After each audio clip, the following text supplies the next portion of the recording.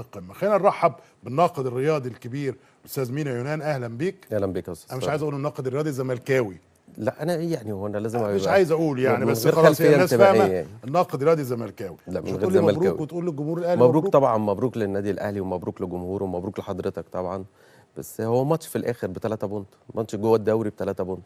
اعتقد يعني لو هو مش النتيجه، بطوله. لو النتيجه كانت غير كان ما بقاش ماتش في نظركم ليه؟ يعني. طب ما الزمالك برضو من 4 شهور كان واخد البطوله من الاهلي، كان كسبان 2-1 وكان كاس، كان نهائي كاس وجاب بطوله.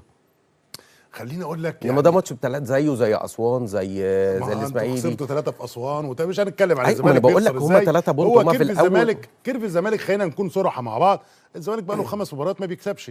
والاهلي برضو قعد 4 ماتشات. ما على فكره انا بتمنى بس فكره الطرف الاخر اللي هو نادي الزمالك، انما انا مش عشان انتماءات ولا اهلاوي ولا زملكاوي، ما برضو الاهلي على الجانب